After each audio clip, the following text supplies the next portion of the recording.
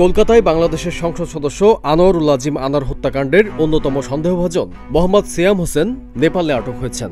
বৃহস্পতিবার নেপাল পুলিশ তাকে আটক করেছে বলে কাঠমান্ডুর একটি কূটনৈতিক সূত্র নিশ্চিত করেছে।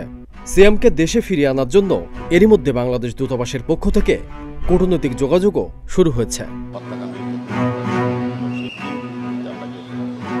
শনিবার সকালে ডিএমপির গোয়েন্দা প্রধান মোহাম্মদ হারুন আর রশিদ নেপালের উদ্দেশ্যে হজরত শাহজালাল আন্তর্জাতিক বিমানবন্দর ছেড়ে যাওয়ার আগে সাংবাদিকদের সঙ্গে আলাপকালে বলেন, হত্যাকাণ্ডের মূল পরিকল্পনাকারী আখতারুজ্জামান শাহীনের সহযোগী সিয়ামের নেপালে গ্রেপ্তারের কথা তিনিও জেনেছেন।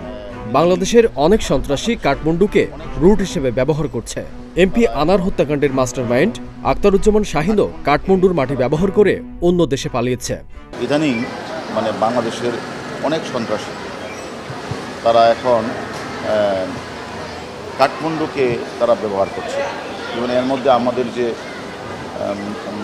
মাস্টারমাইন্ড যে বেনিফিশিয়ারি মদতদাতা শাহীন, সেও আমরা দেখেছি যে কাঠমান্ডুর মাটিকে ব্যবহার করে সে অন্য দেশে চলে গিয়েছে।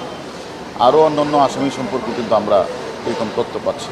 এছাড়া আগেও অনেক শিশু সন্ত্রাসীকে আমরা দেখেছি তারা ওইখানে থাকে। হারুন আর রশিদ বলেন, ইন্টারপোলকে এরই মধ্যে চিঠি দেওয়া হয়েছে। কাঠমান্ডু পুলিশের সঙ্গেও চলছে তথ্য আদান প্রদান।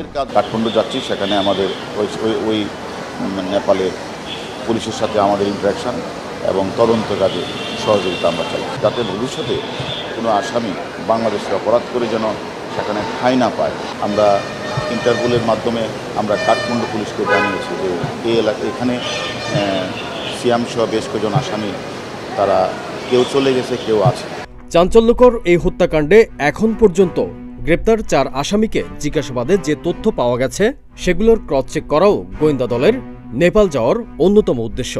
ভবিষ্যতে কোনো আসামি বাংলাদেশে অপরাধ করে নেপালে যাতে ঠাঁই না পায় সে ব্যাপারেও দেশটির পুলিশের সঙ্গে কথা হবে বলে জানান মোহাম্মদ হারুন আর রশিদ।